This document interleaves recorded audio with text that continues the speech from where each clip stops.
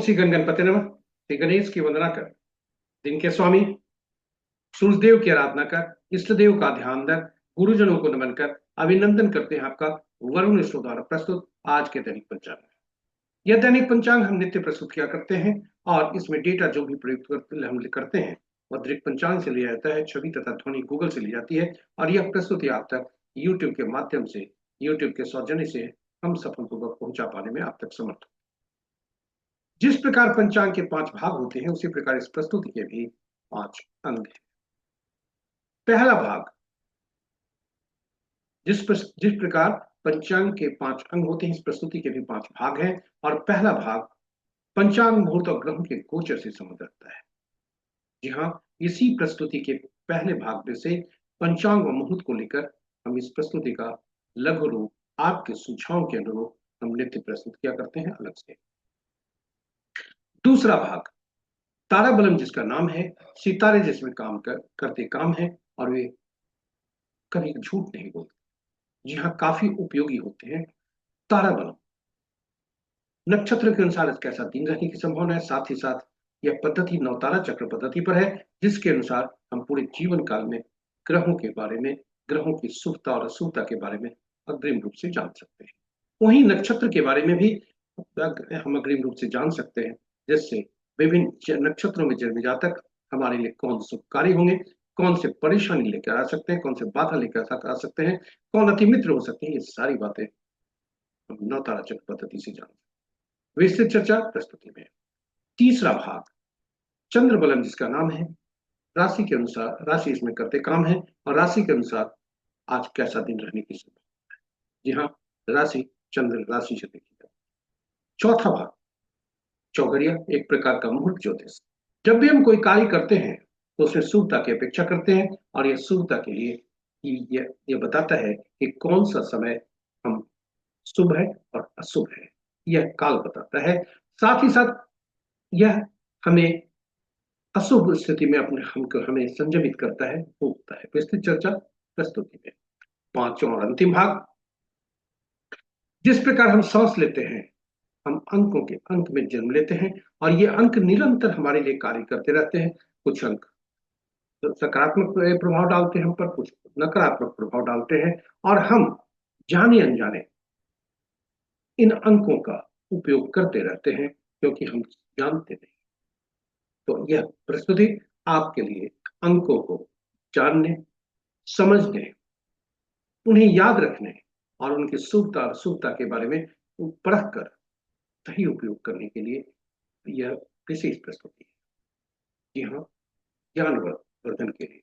साथ ही साथ अंक बोलते भी हैं और आज विभिन्न तिथियों, किसी भी माह के विभिन्न तिथियों को जन्मे जातक के लिए आज का दिन कैसा होगा, अंक क्या क्या कह रहे हैं, यह भी इसी प्रस्तुति में। इस प्रकार पांचों भाग जो हम लेकर आए हैं आपके लिए, यह संजो कर लाए हैं ज्ञानवर्धन के लिए हेतु, आपके निजी जीवन में शुभता लाने हेतु। जी हाँ, कहीं जाइएगा नहीं, हमारे साथ बने रहिएगा। हर भाग महत्वपूर्ण है, हर भाग ज्ञानवर्धक है, हर भाग रोचक है और हर भाग आपके लिए उपयोगी होने वाला है। बने रहिएगा हमारे साथ। और यदि इस प्रस्तुति का पहली बार देख लें तो हमारे चैनल को सब्सक्राइब करें, साथ ही साथ नोटिफिकेशन बटन को दबाना न भूलें ताकि हमारे हर प्रस्तुति की सूचना आपको मिल सके और आप उससे लाभान्वित हो सके। तो चलिए पंचांग की तरफ चलते हैं। पंचांग आम बोलचाल की भाषा में शुभ और अशुभ मुहूर्त जानने का माध्यम है, बिल्कुल सत्य है, किंतु पंचांग हमारे लिए बहुत ही उपयोगी सिद्ध होते हैं। पंचांग में 5 अंग होते हैं और ये पांचों अंग हमारे लिए विभिन्न रूप से उपयोगी होते हैं। तिथि लक्ष्मी प्रदान करने वाला, वार आयु में वृद्धि करने वाला, नक्षत्र पापों को नाश करने वाला, योग रोगों को दूर करने में सहायक और करण कार्य सिद्धि दिलाता है। इसलिए प्रातः उठते ही यदि हम पंचांग का स्मरण करें और स्मरण इन श्लोकों से करें तो ये सभी जो इनकी शुभता है हमें प्राप्त हो सकती है, इसकी संभावना काफी। जी हाँ, खुले दिल से, आंतरिक मन से स्मरण करें पंचांग का। और ये पंचांग के श्लोक हैं। तिथि च श्रीकरम प्रोक्तम, वारम आयुष्वर्धनम, नक्षत्रम हरते पापम, योगम रोग निवारणम, कर्णम कार्य सिद्धिम च पंचांग फल मुक्तम। इसका स्मरण करके पंचांग का श्रवण जरूर करें, क्योंकि पुराणों में लिखा है पंचांग श्रवण मात्र से गंगा स्नान तुल्य लाभ होता है। यहाँ गंगा का तात्पर्य जलीय तत्व से है, और हमारे शरीर में जल तत्व 70% है, जो प्रभावित हो सकते हैं। साथ ही साथ जन्म कुंडली में बैठे जलीय राशियां, ये जलीय राशियां हमारे लिए शुभकारी हो जाते हैं, और जलीय राशि में बैठे ग्रह जलीय राशि के स्वामी भी शुभकारी। इस प्रकार स्मरण करके पंचांग का अनुसरण करना चाहिए, और इसके साथ ही पंचांग हमारे लिए हमारा आत्मबल बढ़ाता है। पंचांग निर्णय क्षमता को सुदृढ़ करता है, प्रकृति और ब्रह्मांड की ऊर्जा के साथ संतुलन स्थापित करने में सहायक होता है, जिससे जीवन में शांति, समृद्धि और सकारात्मकता का संचार होता है। अतः पंचांग का अनुसरण करके हम अपने जीवन को अधिक सफल और समृद्ध बना सकते हैं। इस प्रकार पंचांग को स्मरण, श्रवण और अनुसरण करके हम अपने जीवन को सफल और समृद्ध बना सकते हैं। तो चलिए आइए पंचांग की महत्ता को देखते हुए प्रतिदिन हम पंचांग का स्मरण जरूर करें, श्रवण करें, और साथ ही साथ जहां तक बन सके अनुसरण करें। साझा करें प्रस्तुति को अपने मित्रों में, परिजनों में, शुभेच्छुओं में, ताकि वे भी प्रेरित हो सके पंचांग का स्मरण, श्रवण और अनुसरण करने का, और सभी का इसमें इससे सभी के जीवन में सफलता और समृद्धि बना रहे। तो चलते हैं प्रस्तुति के मुख्य भाग में, और जाने के क्रम में श्री राम का नाम उच्चारण तथा भाई हनुमान को, जहां श्री राम है वहां भाई हनुमान है, उन्हें भी स्मरण करते हुए, उनका नाम उच्चारण करते हुए चलते हैं मुख्य भाग। जय श्री राम। जय श्री राम, जय हनुमान। स्वागत है आपका प्रस्तुति के पहले भाग।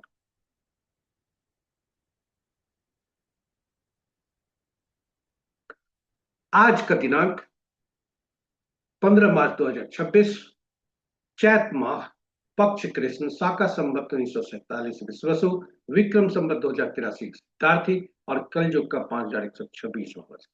आज का सूर्योदय 5:59 पर, सूर्यास्त 5:58 पर, sunrise at 5:59 AM, sunset at 5:58 PM।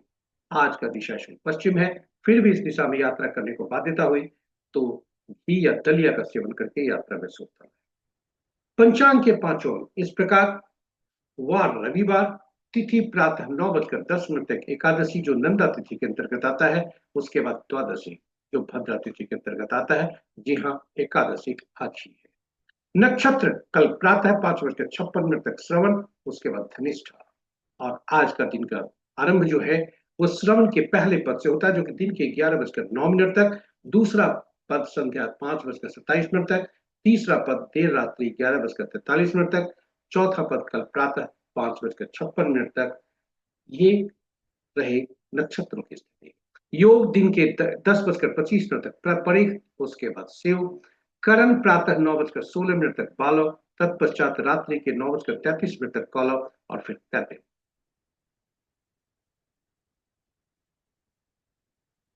ये रहे हमारे पंचांग के पांचों अंक।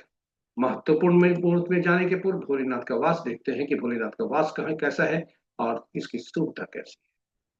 तो जब तक एकादशी होती है ओम नमः भोलेनाथ शिवाय। पर है, और जब द्वादशी होता है भोलेनाथ वृषभ नंदी पर सवार होते हैं, दोनों काफी शुभ। जय भोलेनाथ, ओम नमः शिवाय। महत्वपूर्ण मुहूर्त ओम में नमः शिवाय। अभिजीत मुहूर्त दिन के 11:35 से 12:22 तक, अमृत काल रात्रि के 7:03 से 8:43 तक, द्विपुष्कर जो कल प्रातः 5:56 से 5:58 तक 2 मिनट के लिए, विजय मुहूर्त अपराह्न 1:58 से 2:46 तक, गोधूली बेला संध्या 5:56 से 6:20 संध्या तक, और निशिता मुहूर्त देर रात्रि 11:34 से मध्य रात्रि 0:22 तक।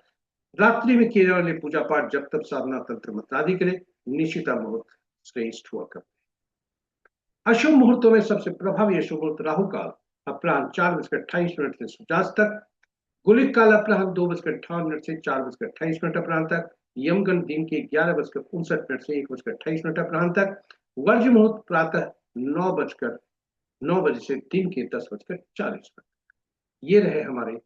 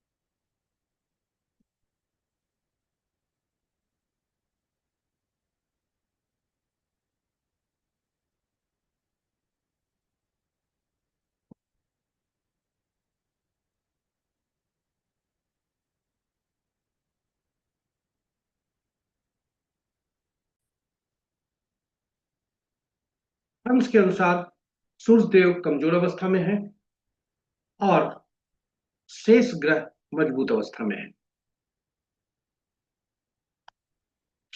मंगल देव अस्त है, बुध बुध देव वक्री और अस्त है। वहीं शनि देव अस्त हो चुके हैं, क्योंकि सूर्य देव शनि के साथ विराजमान है, इसलिए शनि देव अस्त की अवस्था में हो गए हैं। और इस प्रकार देखा जाए तो वित्त की राशि में 2 ग्रह, शत्रु की राशि में 2 ग्रह, सम राशि में 5 ग्रह और अपनी राशि में कोई ग्रह नहीं है। मंगल, चंद्र और शुक्र की राशि में कोई ग्रह नहीं। शनि की राशि में 4 ग्रह, बृहस्पति की राशि में 3 ग्रह और शेष ग्रहों की राशियों में एक एक ग्रह है। नक्षत्रों के अनुसार यदि ग्रहों की स्थिति को देखा जाए तो मित्र नक्षत्र में 2 ग्रह, शत्रु नक्षत्र में 1 ग्रह, सम नक्षत्र में 2 ग्रह और अपने नक्षत्र में 4 ग्रह हैं। और अपने नक्षत्र में जो ग्रह है वे चंद्रमा अपने नक्षत्र में, बृहस्पति देव अपने नक्षत्र में, शनि देव तथा राहु देव अपने नक्षत्र में है।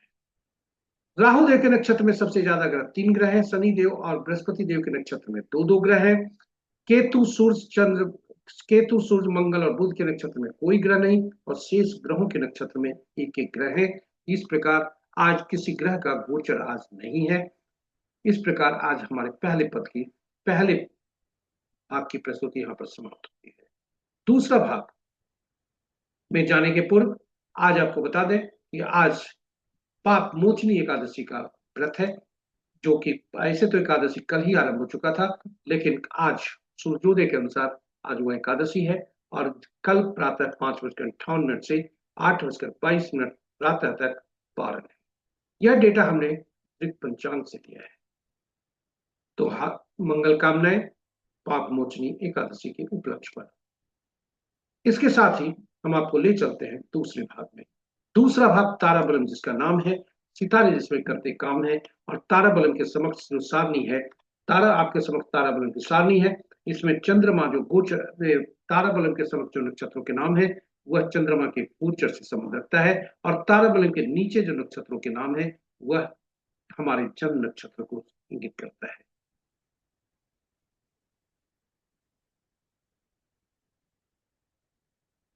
यह हमारे जन्म नक्षत्र को इंगित करता है और जहां दोनों मिलते हैं यही आज का फल होता है। इस प्रकार हम इनको जान सकते हैं और अपने अपने नक्षत्रों के अनुसार आज का तारा कौन सा तारा हमारी तरफ इंगित कर रहा है यह हम जान सकते हैं। साथ ही साथ इसके अतिरिक्त यदि ये ताराबलम के बारे में विस्तृत से जाना जाए तो ताराबलम मुख्यतः 9 तारा चक्र पद्धति पर आधारित है और जिसके अनुसार हम ग्रहों के बारे में जान सकते हैं। और 9 तारा चक्र पद्धति का मूल सिद्धांत इस सिद्धांत से है कि ग्रहों के मन नक्षत्र होते हैं, नक्षत्री ग्रह के फल देते हैं, नक्षत्र ही ग्रह के फल देते हैं। जी हाँ, ग्रह अपना फल नहीं देते। प्रश्न उठता है 27 नक्षत्र 9 ग्रह, कौन से नक्षत्र किस ग्रह के फल देंगे और कौन से ग्रह के नक्षत्रों के फल पाएंगे। इसके लिए 27 नक्षत्रों को सूचीबद्ध किया जाता है 9 नक्षत्रों को सूचीबद्ध करके 3 श्रेणियों में, पहला से 9वां तक एक पहला श्रेणी नक्षत्र तक, 10वां से 18वां नक्षत्र तक दूसरी और 19वां से 27वां तक तीसरा। और ग्रहों को रखा जाता है महादशा के क्रम में, केतु पहला, शुक्र दूसरा, सूर्य तीसरा, चंद्रमा चौथा, मंगल पांचवा, राहु छठा, बृहस्पति सातवां, शनि आठवां और बुध नौवां।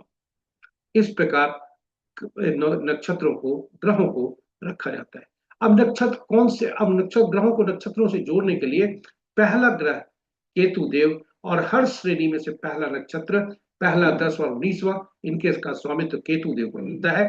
दूसरा 11वां 20वां नक्षत्र का स्वामित्व, दूसरा 11वां 20वां नक्षत्र का स्वामित्व शुक्र देव दूसरा ग्रह को जाता है। तीसरा 12वां 21वां नक्षत्र का स्वामित्व सूर्य देव को जाता है। इस विक्रम में घड़ी की सुई की दिशा में आगे बढ़ते हुए 9, 18वां 27वां नक्षत्र का स्वामित्व बुध देव को जाता है। और यह सूची इस प्रकार, सारणी इस प्रकार बनती है, जो आपके लिए काफी महत्वपूर्ण है। फलित कैसे करते हैं, बहुत महत्वपूर्ण है। इस पूरी सारणी में से हम अपने जन्म नक्षत्र को चिन्हित करते हैं, हमारा जन्म नक्षत्र कौन सा है और उससे संबंधित ग्रह कौन सा है। ये ग्रह हमारे जन्म ग्रह बनते हैं, और ये जन्म ग्रह हमारे लिए काफी उपयोगी होते हैं। यही हमारा इसी ग्रह के नक्षत्र में हमारा जन्म होता है, और ये पहला ग्रह बनते हैं। हमारे जीवन यात्रा यहीं से आरंभ होती है, और फिर इससे आगे बढ़ते हुए हम अगर जीवन यात्रा कहें तो इस ग्रह के महादशा से आरंभ होते हुए बुध तक जाते हैं, घड़ी की सुई की दिशा में। फिर केतु से आरंभ होता है, और जिस ग्रह में हमारा पहला ग्रह बनता है उसके ठीक पहले ग्रह तक हम यात्रा करते हैं, और यह साइकिल जीवन का चलता है। अब पहला ग्रह कैसा फल देगा, आपको बता दें कि ये पहला ग्रह होता है, इसका हमको पूर्व जन्म के आत्मा से भी संबंध होता है। और पूर्व जन्म से संबंध का तात्पर्य अब यहां पर देखें कि हमारा जो पिछले जन्म में मृत्यु भी हुई होती है ना, वह इसी ग्रह के दशा महादशा में हुई होती है, क्योंकि हर दशा की अवधि होती है, और वह दशावधि हम पिछले भाग में जितना भोग लेते हैं, बैलेंस हमको इस जन्म में भोगना पड़ता है। पिछले जन्म में जितना भोगे उसका शेष इस जन्म में भोगना पड़ता है। यह हम जान सकते हैं जन्म कुंडली से। जन्म कुंडली में विंशोत्तरी दशा को यदि देखें तो यह बताता है कि हमने पिछले जन्म में कितना भोगे। एक जन्म कुंडली से लेते हैं, जातक का जन्म धनु राशि में हुआ है, चंद्रमा धनु राशि में है, और धनु राशि में वह शुक्र के नक्षत्र में है। जी हाँ, पूर्वाषाढ़ा नक्षत्र में यदि जन्म हुआ है तो शुक्र के नक्षत्र में जन्म हुए, और शुक्र का की जो दशा 20 वर्षों की होती है, और जब इस जातक का 15 वर्ष 10 महीना 8 दिन भोगना इस जन्म में है, 4 वर्ष 1 महीना 22 दिन वो पिछले जन्म में भोग चुका है। इस प्रकार यह हम जान सकते हैं। और चूंकि इस जन्म का, इस ग्रह का पिछले जन्म से भी रिश्ता है, पिछले जन्म से आत्मीय संबंध है, इसलिए, और पिछले जन्म के मृत्यु से लेकर इस जन्म के जन्म तक है, और जब जन्म के बाद भी है, तो यह इसे पीड़ा की श्रेणी में रखा जाता है, यानी पहला ग्रह पीड़ादायक। अब हम देखते हैं कि फलित कैसे कर। पहला ग्रह पीड़ादायक हुआ, दूसरा, अब यहां से घड़ी की सुई की दिशा में आगे बढ़े, और पहला ग्रह पीड़ादायक, दूसरा, चौथा, छठा, आठवां, नौवां ये शुभकारी, और तीसरा, पांचवां, सातवां ये अशुभकारी। और इनकी शुभता और अशुभता जैसे जैसे इनकी संख्या बढ़ती है वैसे वैसे इनकी इंटेंसिटी बढ़ती है। जी हाँ, पहला ग्रह पीड़ादायक, तीसरा थोड़ा ज्यादा पीड़ादायक, पांचवा उससे ज्यादा पीड़ादायक बाधक, और सातवां अति पीड़ादायक। वहीं दूसरा, चौथा, छठा, आठवां, नौवां ये शुभ फलदायी होते हैं। इसलिए हम जन्म से ही लेकर पूरे जीवन काल में कौन से ग्रह का दशा सही हो, शुभ होगा, कौन सा हमारे लिए पीड़ादायक होगा, बाधक होगा, चैलेंजिंग होगा, ये सभी हम अग्रिम रूप से जान सकते हैं। और इस प्रकार शुभ ग्रहों की दशा अंतर दशा में हम शुभ कार्यों का निष्पादन योजनाबद्ध तरीके से कर सकते हैं, और साथ ही साथ हम अशुभकारी ग्रहों के लिए मानसिक रूप से अपने आप को तैयार कर सकते हैं। जी हाँ, ये तो रहे दशा महादशा का। जन्म कुंडली में बैठे ग्रह कैसा फल देंगे यह भी हम जान सकते हैं। उदाहरण स्वरूप यदि पहला, तीसरा, पांचवा, सातवां ग्रह ये छठे, आठवें, 12वें में चले जाएं तो अति पीड़ादायक हो जाएंगे। क्योंकि इनकी पीड़ा ज्यादा होगी। वहीं शुभकारी ग्रह यदि शुभ ग्रहों पे है और उसके अनुरूप यदि कार्य किया जाए तो हमें शुभ फल प्राप्त हो सकते हैं। जैसे दूसरा ग्रह जहां बैठे हैं, संपत्ति के कारक होते हैं। संपत्ति का तात्पर्य केवल धन से नहीं है, धन से भी है। हमारी जो जो प्रयास है उसमें जो फल मिलते हैं, मान सम्मान आदि सभी, ये सभी उसमें भी आते हैं। तो संपत्ति का ही ले, यदि हम संपत्ति से संबंधित जो दूसरा ग्रह है जहां जन्म कुंडली में बैठे हैं, उस भाव में बैठे हैं, उस राशि से संबंधित कार्य किए जाए तो संपत्ति का लाभ। इसी प्रकार सभी ग्रहों के बारे में जान सकते हैं। और ठीक इसी तरह से हम विभिन्न नक्षत्रों में जन्मे जातक के बारे में जान सकते हैं। अगर शुभ नक्षत्र में हमारे जो शुभ नक्षत्र हैं, शुभ ग्रह हैं, उनके नक्षत्रों में जन्मे जातक हमारे लिए शुभकारी हो सकते हैं। अशुभ ग्रहों के नक्षत्र में जन्मे जातक हमारे लिए पीड़ादायक बाधक हो सकते हैं, चाहे वो घर का हो, परिवार का हो, रिश्तेदार का हो, रिश्तेदार का हो। इस प्रकार हम अग्रिम रूप से जानकर अपेक्षाएं उसी अनुरूप रख सकते हैं। तो नौ तारा चक्र पद्धति काफी उपयोगी पद्धति है, और इसके लिए इसलिए पर हमने अलग से यूट्यूब पर पोस्ट रखा है, जिसमें भगवान राम, माँ सीता तथा भाई हनुमान की जन्म कुंडली उसमें रखी है, विवेचना। आप इसे देखकर लाभान्वित हो सकते हैं। अब वापस चलते हैं आज के ताराबलम पर। ताराबलम आज का क्या कहता है? आज का चंद्रमा का गोचर श्रवण नक्षत्र में, उसके बाद शविष्ठा नक्षत्र में होता है। जी हाँ, दिन और रात श्रवण नक्षत्र, उसके बाद कल शविष्ठा नक्षत्र में प्रवेश करेंगे सूर्योदय के समय। तो प्रातः 5:56, इसलिए श्रवण नक्षत्र का देखें। जो हम ये देखते हैं शुभ शुभ ग्रहों की स्थिति में,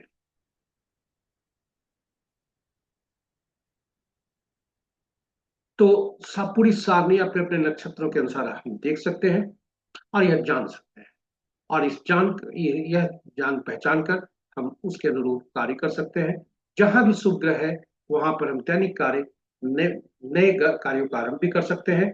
और जहां अशुभता है वहां अपने आप को संयमित करना हमें नितांत आवश्यक है। दैनिक कार्य में सावधानी और नए कार्यों का आरंभ नहीं, बिल्कुल नहीं करें। साथ ही साथ जो अशुभ तारे हैं, यह भी कहते हैं कि कोई भी जोखिम नहीं लेने का।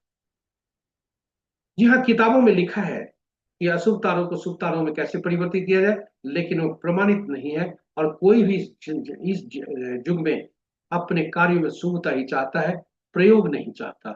इसलिए हम भी आपको सलाह देते हैं कि आप कोई भी जोखिम न लें। जानकारी के लिए आपके समक्ष हम प्रस्तुत करते हैं, जो आप केवल किताबों से लिखे जानकारी आपके पास उपलब्ध करा रहे हैं। इसी के साथ हम तीसरा भाग में चलते हैं। तीसरा भाग जो कि राशि के अनुसार कैसा दिन है, चंद्रग्रहण इसका नाम है। राशि आज का राशि क्या कहता है? तो चंद्रमा मकर राशि में, और मकर राशि में कोई आज राशि परिवर्तन नहीं है। इसलिए मकर राशि के लिए में चंद्रमा के रहने के कारण विभिन्न राशियों के जातकों के लिए आज का दिन आपके समक्ष मेष, कर्क, सिंह, वृश्चिक, मकर और मीन राशि के जातक के लिए शुभता के संकेत है। शेष राशि के जातकों के लिए उतनी शुभता नहीं है, सावधानी जरूरी है। इष्ट देव का भी ध्यान रखें। इसके साथ ही हम चौघड़िया पर आ गए। चौघड़िया एक प्रकार का मूर्ति ज्योतिष शुभ और अशुभ समय दर्शाता है किसी भी कार्य को करने के लिए।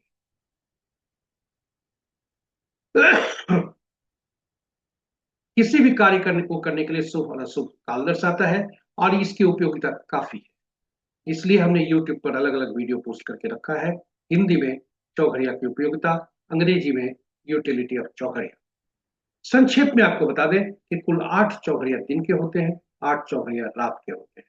किंतु साप्ताहिक दिनों से इनका संबंध रखने के लिए साथ ही चौघड़िया का नामकरण हुआ, और जो पहला चौघड़िया होता है वही अंत चौघड़िया हुआ करता है, आज दिन का भी और रात का भी। इस प्रकार चौघड़िया का संबंध साप्ताहिक दिनों से होता है। और हम जानते हैं हर साप्ताहिक दिन के स्वामी अलग अलग ग्रह होते हैं, इसलिए हर साप्ताहिक दिन के स्वामी अलग अलग ग्रह, और हर चौघड़िया का संबंध ग्रहों से भी हो जाता है। और ये ग्रह विभिन्न रूप से फलित होते हैं, विभिन्न कार्यों के लिए उपयोगी, विभिन्न कार्यों, विभिन्न प्रयोजनों, उनके अधिकार क्षेत्र में विभिन्न कार्य आते हैं। जिसके लिए उपयोगी होते हैं। इस प्रकार चौघड़िया साप्ताहिक दिनों से संबंध हो गया, उनके ग्रहों से हो गया, और ग्रहों द्वारा निमित्त कार्यों से हो जाता है, और इसकी उपयोगिता बढ़ जाती है। आपको यह बता दें कि दो चौघड़िया ऐसे हैं जिसमें कहा गया है कि पापी ग्रह हैं, क्रूर और हितकारी होते हैं, इसमें शुभ कार्य नहीं करना चाहिए। शनि का चौघड़िया, मंगल का चौघड़िया। शनि कर्म के देवता है, लेकिन इसलिए ठीक है कोई शुभ कार्य नहीं करना चाहिए, लेकिन धनोपार्जन हेतु की दैनिक गतिविधियों के लिए जो कार्य होते हैं उसके लिए ये लाभदायक होता है। वहीं रोग चौघड़िया, मंगल चौघड़िया शुभ कार्य नहीं करना चाहिए चौघड़िया में, किंतु शत्रुहंता के लिए काफी उपयोगी है। और वह युद्ध क्षेत्र के लिए, युद्ध क्षेत्र का तात्पर्य इस युग में यह नहीं है कि युद्ध के मैदान में युद्ध हो, अपितु यह भी है कि हम जो कर्म करते हैं, कर्म में क्षेत्र में जो युद्ध है उसे कैसे करें। जैसे अगर पढ़ाई कर रहे हैं तो कंपटीशन के परीक्षा में यदि हम ऐसे ऐसे चीज यदि हम कार्य क्षेत्र पर हैं, नौकरी कर रहे हैं तो प्रमोशन के लिए कंपटीशन, व्यवसाय कर रहे हैं तो उसमें कंपटीशन, वहां भी शत्रु होता है। और साथ ही साथ नौक यदि कोर्ट केस है, रोग से ये है तो रोग भी हमारा शत्रु है।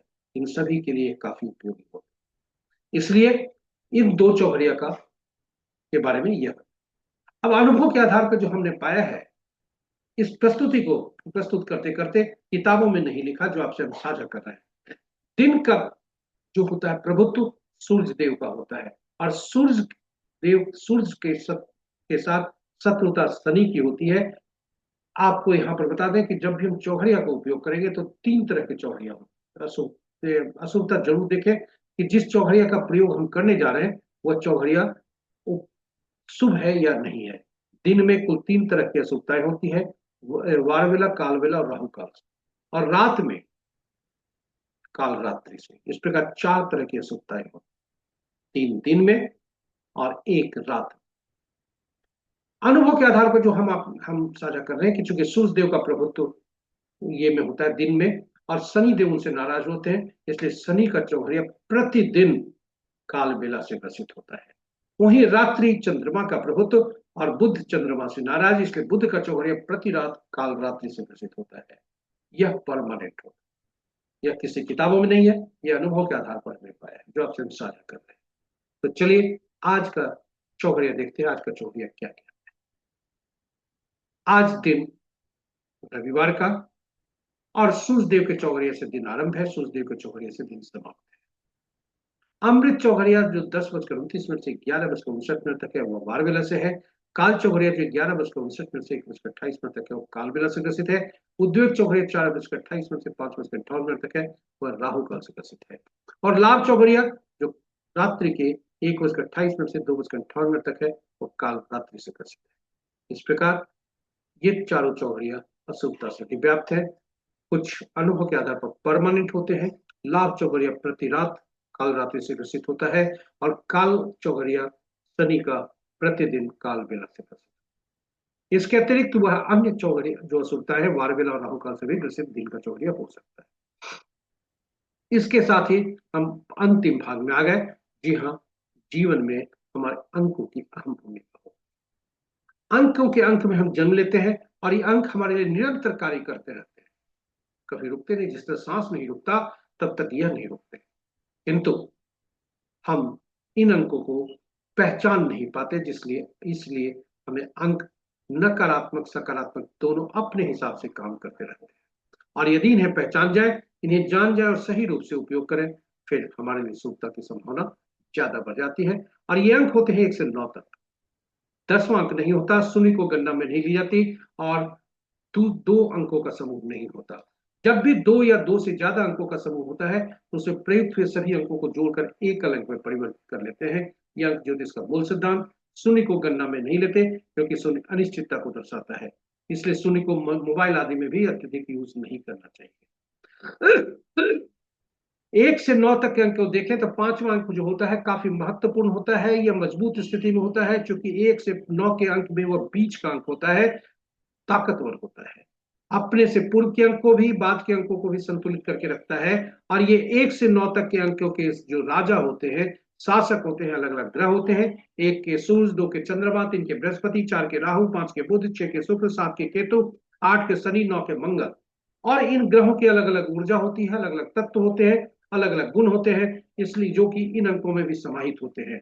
और यदि ये हमारे अंक, कुछ अंक जो जन्म तिथि में मिसिंग है, इसका तात्पर्य यह भी होता है कि उस अंक से संबंधित जो गुण, ऊर्जा और तत्व है, वह हमारे शरीर में कम होती है।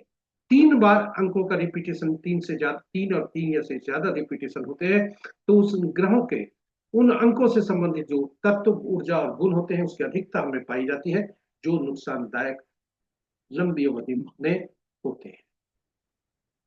इस प्रकार हर अंक के नाम, उन अंक, हर अंकों के शासक ग्रह, हर अंकों के जो गुण, तत्व और ऊर्जा है, उसके आधार पर अंकों की दुनिया में इन्हें विभिन्न नामों से पुकारा जाता है। 1 को राजा से, सरकार से या नौकरी पेशा करने वाले व्यक्तियों के लिए बॉस से, 2 को रानी या पार्टनर से, 3 को गुरु या सलाहकार से, 4 को शरारती तत्व से, 5 को राजकुमार से, 6 को मंत्री से, 7 को धर्मगुरु से, 8 को अधीनस्थ से, 9 को सेनापति से। यहाँ आपको बता दें, 6 को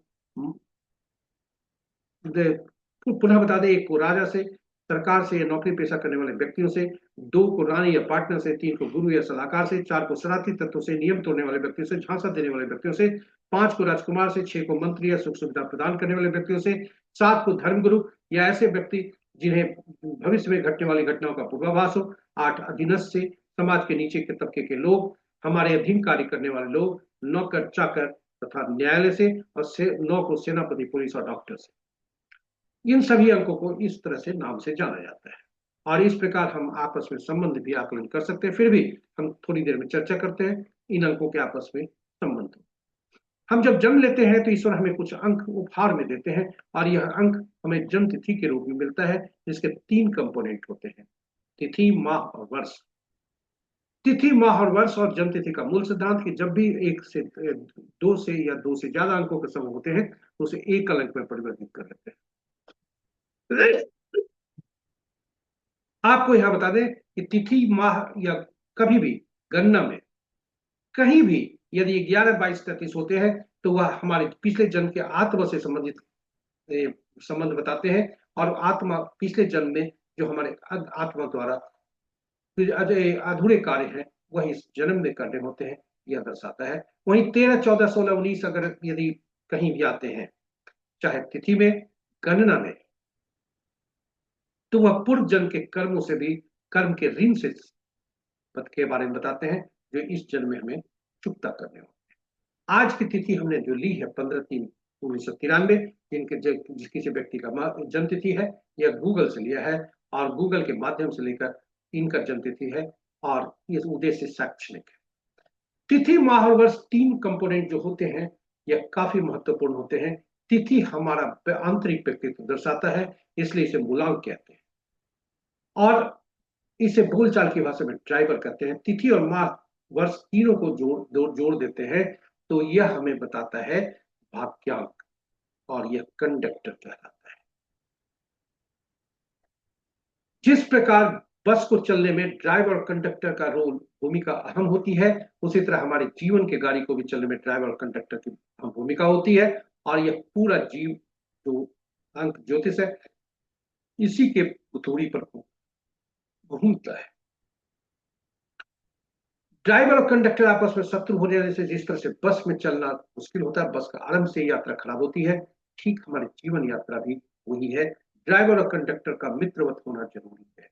यदि ईश्वर ने हमें शत्रुवत बना दिया, इसका मतलब है जीवन हमें आरंभ से स्ट्रगल कर रहे हैं, और इसको ठीक करने के लिए कोई ऐसे अंक को ढूंढ कर लाना पड़ता है हमारे जीवन में, जो कि दोनों का मित्र हो। ये बस ये जरूरी करना होता है, और अंक ज्योतिषी यही करते हैं। तो जीवन को सुचारू रूप से चलाने के लिए ड्राइवर और कंडक्टर का मित्रवत रहना जरूरी है। और फिर हम जाने अनजाने जीवन की यात्रा के दौरान यदि हम शत्रुओं को ले आते हैं, तो फिर वहां से बाधा आरंभ। इसलिए जीवन में शत्रु अंकों से परहेज कर रखना है। अब प्रश्न उठता है, यदि मित्रवत अंक नहीं है, ये शत्रुवत अंक है, तो हम कौन से अंक लाएं, दो सब परेशानियां होती है, कौन से अंक लाएं और कहां से लाएं। तो पहले जानते हैं कि कौन कौन अंक इनके पास फ्री अंक है, कौन कौन अंक इनके लिए उपयोग कर सकते हैं। इसके लिए हम लोसू ग्रिड का सहारा लेते हैं। आपके समक्ष पूरी सारणी, ये सभी अंकों की भरी हुई सारणी है, और हर की उपयोगिता अलग अलग लिखी हुई है। तीन तीन अंकों का समूह है, हॉरिजॉन्टली या वर्टिकली। यदि सभी बॉक्स भर जाते हैं किसी भी रो या कॉलम में, तो वो उस एरिया में 100% परिणाम दिखाता है। वहीं यदि दो भरते हैं तो 66%, एक भरते हैं तो 33%, और कोई नहीं भरता है तो 0%। अब इस जातक के बारे में देखें। इनका मूलांक 6, भाग्यांक 4। आपको यहाँ पर हम एक बात बताना भूल गए कि ड्राइवर और कंडक्टर आपस में ड्राइवर, हमारा मूलांक जो होता है ड्राइवर, वो हमारा आंतरिक व्यक्तित्व दर्शाता है। तिथि और माह को जोड़ते हैं तो अचीवमेंट नंबर होता है, जो हमारा बाहरी व्यक्तित्व को दर्शाता है।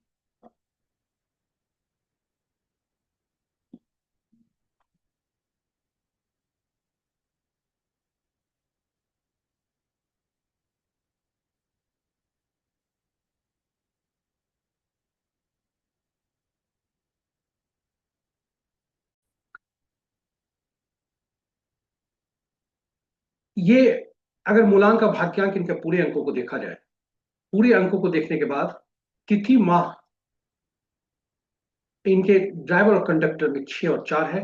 और ये इनके पूरे अंकों को देखा जाए तो इनके पास 8 और 2, ये इनके पास जो अनुपलब्ध अंक हैं ये 2 और 7 है। साथ ही साथ 4, 5, 8 और 6 ये एक एक बार प्रयुक्त हुए हैं। इसलिए इन अंकों को हम इस तरह से जान सकते हैं। और इस प्रकार इन अंकों को जानकर हम इन अंकों के बारे में, इन अंकों को प्रयोग करके हम जीवन में सुखता ला सकते हैं। तो इसलिए इनके लिए फ्री अंक जो है ये 4, 8, 2, 7 और 6 है। साथ साथ में 5 भी है, ये अंक फ्री है। अब हम स्रोत लाएंगे कहां से। ये स्रोत के लिए बेस्ट होता है नाम, इससे पहले होता है, क्योंकि नाम सबसे ज्यादा ऊर्जा देता है, और नाम का जो होता है वो चिर होता है। इसलिए नाम के बारे में हम यह जानते हैं कि नाम का अंक जो होता है, नाम सबसे ज्यादा ऊर्जा देता है, और इसलिए नाम के अंक का प्रयोग ज्यादा होता है। और आप कहेंगे नाम में तो अंक नहीं होते। जी हाँ, नाम में अक्षर होते हैं, और ये अक्षरों के अंक ये मूल्य हुआ करते हैं। और ये इसी तरह से नाम में प्रयुक्त होते हैं अक्षर, वह इनका उसमें उपयोग होता है। और इसलिए इन अंकों का प्रयोग हम करते हैं।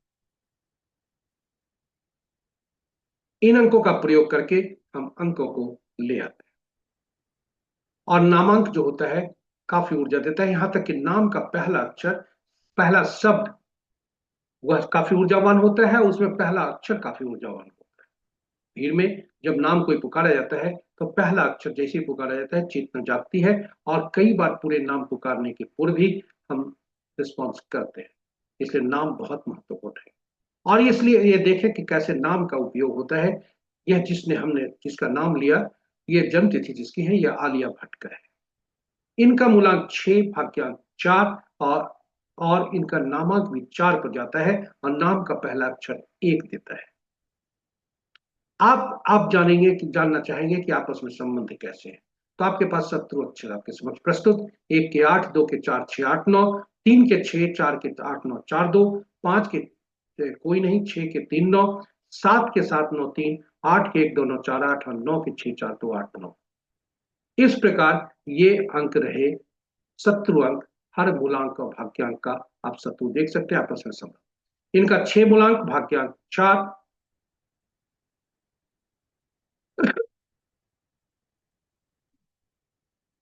4 और 6 आपस में मित्रवत है। लेकिन यहाँ पर एक बात और आप देखें, इनका मूलांक 3, वॉवेल 3 दे रहा है, कॉन्सोनेंट 1 दे रहा है, वह भी उत्तम है। किंतु इनका नामांक 4 पर है, जो कि अनिश्चितता को दर्शाता है। और कुछ अंक ऐसे होते हैं जो अपने के ही दुश्मन है। चार चार का दुश्मन, सात सात का दुश्मन, आठ आठ का दुश्मन, नौ नौ का दुश्मन। इसलिए इन अंकों को बार बार आना कहीं भी जीवन में, चाहे मूलांक भाग्यांक के साथ संबंध हो, नाम के साथ संबंध हो, मोबाइल अंक आदि में, कई गाड़ी आदि में, इन अंकों का रिपीटेशन सही नहीं होता। इसलिए ये चार नामांक, इनका चार उतना कभी कभी परेशानी देता हो।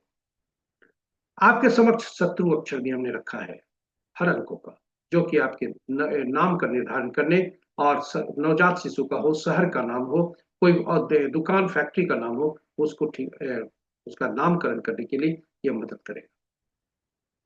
अब प्रश्न उठता है, अभी तक हमने देखा नाम कैसे, अंक कैसे कार्य करते हैं। जी हाँ, वर्ष का अंक कैसे कार्य करेगा, इसके लिए जन्म तिथि, पर्सनल ईयर कैलकुलेशंस इस प्रकार, पर्सनल यह साल कैसा बीतेगा, इसको इस प्रकार से हम गणना करते हैं। इन क्योंकि जन्म तिथि को पूरे वर्ष को, जन्म तिथि के पूरे वर्ष को, जो वर्ष है उसको रिप्लेस करते हैं वर्तमान वर्ष। अब वर्तमान वर्ष से जब रिप्लेस करते हैं तो यह अंक बनता है, और जो अंक बनता है, भाग्यांक जो निकलता है, उस और रनिंग एज और मूलांक भाग्यांक से संबंध निकालकर इसके हम फलित देखते हैं। तो छः छः इनका मूलांक छः, भाग्यांक चार, और इसके साथ जो रनिंग एज है छः, और जो करंट ईयर दे रहा है वह पर्सनल ईयर वह एक दे रहा है। ये सभी आपस में मित्रवत है, इसलिए इनके ये परेशानी का सबब नहीं होने की संभावना है। इसके साथ ही ये हमने देखा अंकों के अंक कैसे कार्य करते हैं, अंक बोलते कैसे हैं। इसके लिए आइए चलिए इस भाग में आते हैं। ये अंक, आज का अंक एक है। जी हाँ, आज का अंक एक बोल रहा है, और आज एक बता रहा है कि हम हर के साथ मित्रवत हैं, लेकिन एक अंक के साथ हम नहीं, वह है आठ। जी हाँ, एक व आठ के साथ राजा को कर्मचारी के साथ, सरकार को कर्मचारी के साथ, न्यायालय के साथ जुड़ी रहती है। इसलिए एक को घर का मालिक, एक नौकर, आठ, इसलिए ये आपस में शत्रु अंक है। इसलिए केवल आज के दिन में 8 17 26, किसी भी माह के 8 17 26 तारीख को जन्मे जातक के लिए आज का दिन परेशानी से भरा हो सकता है। बाकी सभी के साथ अति उत्तम दिन होने की संभावना है। इसी के साथ हमारी प्रस्तुति यह समाप्त होने को है, और आप हमारे साथ बने रहे इसके लिए बहुत आशा करते हैं पूरी प्रस्तुति आपके लिए उपयोगी सिद्ध होगी। और यदि इस प्रस्तुति को आप पहली बार देख रहे हैं तो हमारे चैनल को सब्सक्राइब जरूर करें, साथ ही साथ नोटिफिकेशन बटन को भी दबा दें, ताकि हमारे हर प्रस्तुति की सूचना आपको मिल सके और आप उससे लाभान्वित हो सके। साझा करें प्रस्तुति को अपने मित्रों, परिजनों और बच्चों के संग, ताकि वे भी प्रस्तुति से लाभान्वित हो सके और प्रेरित हो सके पंचांग का आदि सभी जो भाग हैं उसका अनुसरण करें। इसके साथ ही ग्रहों के राजा सूर्यदेव से प्रार्थना करते हैं कि आप उनकी असीम कृपा पर बनी रहे। आपका दिन शुभ। जय सूर्यदेव।